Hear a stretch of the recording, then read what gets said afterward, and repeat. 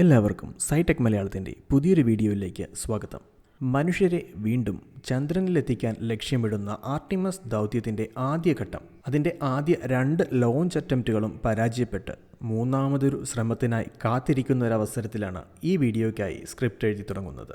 Artemis 1 ദൗത്യത്തിൻ്റെ launch 2 തവണയും മാറ്റിവയ്ക്കാൻ കാരണം space launch system എന്ന ആർട്ടിമസ് ദൗത്യത്തിൽ ഉപയോഗിക്കുന്ന റോക്കറ്റിൻ്റെ കോർ സ്റ്റേജിലെ RS-25 എന്ന ക്രയോജനിക് എഞ്ചിനിൽ ഉണ്ടായ ചില തകരാറുകളാണ്.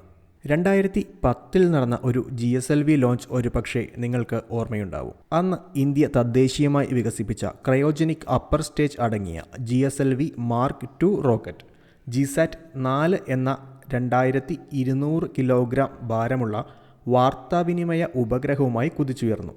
പക്ഷേ ക്രയോജനിക് സ്റ്റേജിൽ ഉണ്ടായ തകരാറ് മൂലം GSAT-4 ബംഗാൾ ഉൾക്കടലിൽ പതിക്കുകയായിരുന്നു.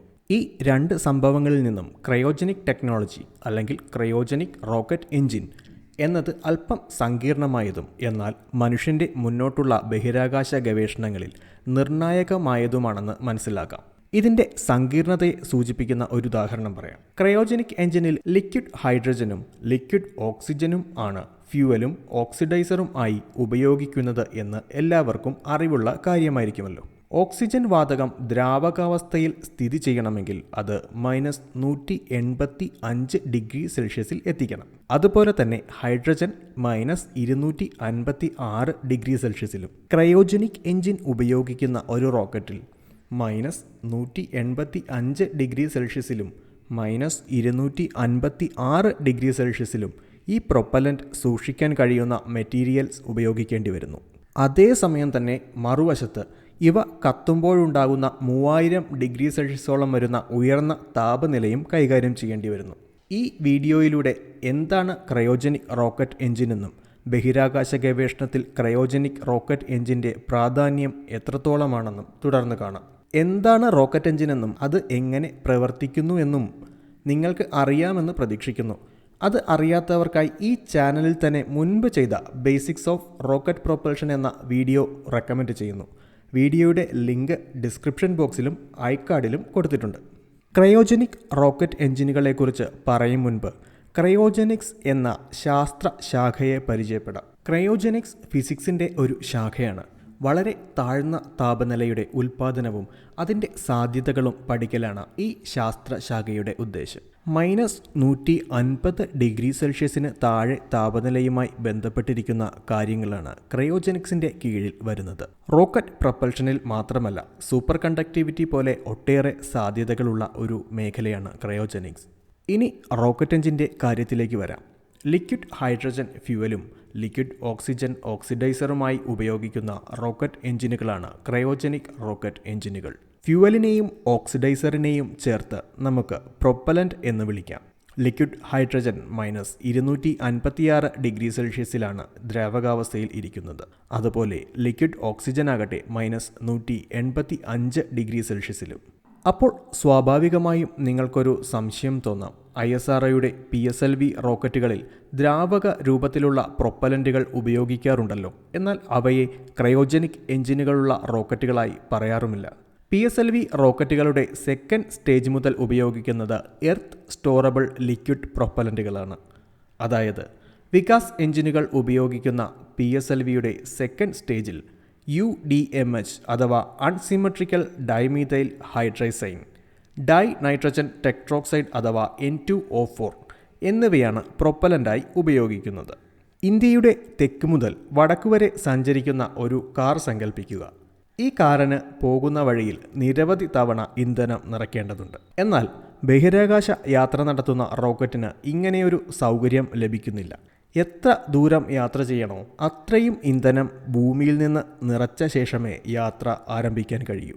ഒരു എഞ്ചിൻ്റെ പെർഫോമൻസ് മികച്ചതാണോ അല്ലയോ എന്ന് മനസ്സിലാക്കാൻ പൊതുവെ ഉപയോഗിക്കുന്ന ഒരു വിദ്യയാണ് അതിൻ്റെ പവർ ടു വെയ്റ്റ് റേഷ്യോ പരിശോധിക്കുക എന്നത്. എഞ്ചിൻ ഉൽപ്പാദിപ്പിക്കുന്ന പവറിനെ അതിൻ്റെ ആകെ ഭാരം കൊണ്ട് ഹരിക്കുമ്പോഴാണ് പവർ ടു വെയ്റ്റ് റേഷ്യോ ലഭിക്കുന്നത്.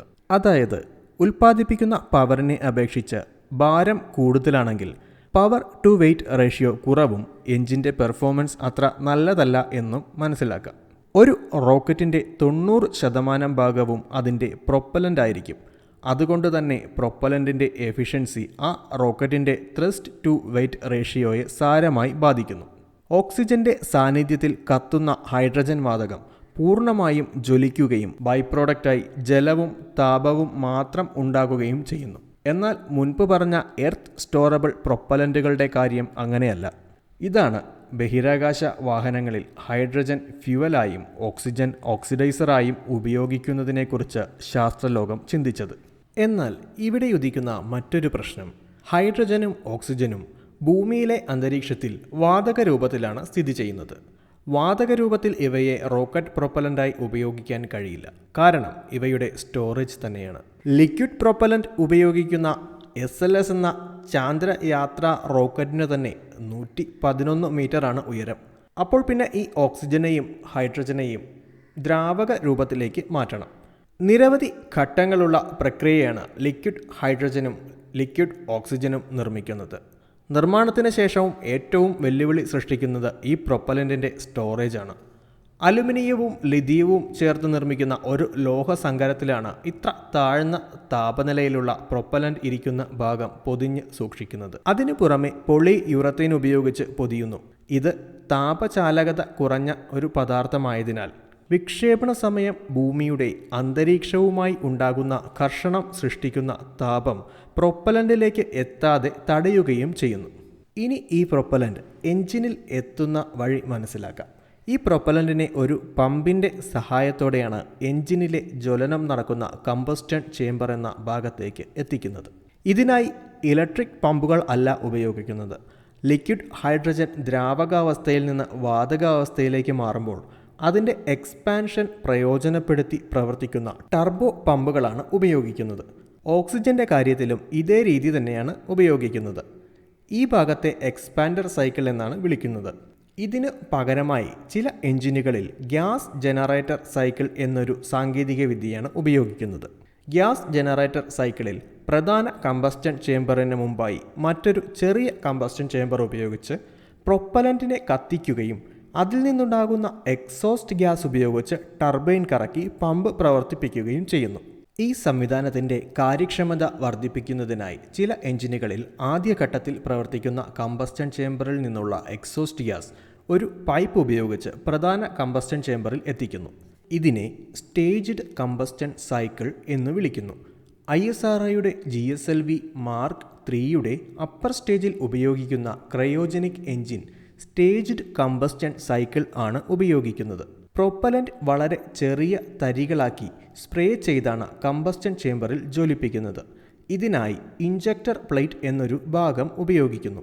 പ്രൊപ്പലൻറ്റിൻ്റെ ജ്വലനത്തിലൂടെ ഏകദേശം 3000 ഡിഗ്രി സെൽഷ്യസ് താപനില കമ്പസ്റ്റൻ ചേംബറിലും നോസിലിലും ഉണ്ടാകുന്നു. നോസിലിൻ്റെ ഭാഗങ്ങൾ ഈ താപനിലയിൽ കേടുവരാൻ സാധ്യതയുണ്ട്. ഇത് തടയുന്നതിനായി ലിക്വിഡ് ഹൈഡ്രജൻ നോസിലിലൂടെ പൈപ്പ് ഉപയോഗിച്ച് സർക്കുലേറ്റ് ചെയ്യുന്നു. നോസിലിൻ്റെ പ്രത്യേക രൂപകൽപ്പനയിലൂടെ കമ്പസ്റ്റൻ ചേംബറിൽ നിന്ന് പുറത്തുവരുന്ന വാതകങ്ങളെ സൂപ്പർസോണിക് വേഗത്തിൽ എത്തിക്കുന്നു. ഇത്തരം nozzle design converging diverging nozzle എന്നാണ് അറിയപ്പെടുന്നത്. ഒരു ക്രയോജനിക് എഞ്ചിൻ്റെ ഏറ്റവും പ്രധാന ഭാഗം ഫ്യുവലും ഓക്സിഡൈസറും കമ്പസ്റ്റൻ ചേംബറിൽ എത്തിക്കുന്ന ടർബോ പമ്പുകളാണ്. ഓക്സിഡൈസറും ഫ്യുവലും മിക്സ് ചെയ്യേണ്ട റേഷ്യോ വളരെ പ്രധാനമാണ്. എഞ്ചിന് ഉൽപ്പാദിപ്പിക്കാൻ കഴിയുന്ന ത്രസ്റ്റ് തീരുമാനിക്കുന്നത് ഈ റേഷ്യോ ആണ്. റേഷ്യോ കൃത്യമായി കൈകാര്യം ചെയ്യൽ, പ്രൊപ്പലൻ്റ് ഫ്ലോ റേറ്റ് കൃത്യമായി നിലനിർത്തൽ എല്ലാം ടർബോ പമ്പുകളുടെ ജോലിയാണ്. ഒരേ എഞ്ചിൻ്റെ രണ്ട് ഭാഗങ്ങൾ -256 ഡിഗ്രി സെൽഷ്യസിലും 3000 ഡിഗ്രി സെൽഷ്യസിലും ഇരിക്കുമ്പോൾ അത് കൈകാര്യം ചെയ്യേണ്ടതാണ് ക്രയോജനിക് എഞ്ചിൻ്റെ മറ്റൊരു പ്രധാന പ്രശ്നം. ഒരു സ്പേസ് റോക്കറ്റിൻ്റെ 2ാം ഘട്ടം മുതലാണ് ക്രയോജനിക് എഞ്ചിനുകൾ ഉപയോഗിക്കുന്നത്. ഉയർന്ന കാര്യക്ഷമതയ്ക്ക് പുറമെ ക്രയോജനിക് പ്രൊപ്പലൻറ്റുകൾ പ്രകൃതിക്ക് കാര്യമായി പരിക്കേൽപ്പിക്കുന്നില്ല എന്നതാണ് മറ്റൊരു പ്രത്യേകത. ക്രയോജനിക് എഞ്ചിൻ എന്താണെന്നും അതുകൊണ്ടുള്ള പ്രയോജനം എന്തെല്ലാമാണെന്നുമുള്ള ഏകദേശ ധാരണ ഈ വീഡിയോയിലൂടെ ലഭിച്ചു എന്ന് പ്രതീക്ഷിക്കുന്നു. വീഡിയോ ഇഷ്ടമായെങ്കിൽ വീഡിയോ ലൈക്ക് ചെയ്യുക.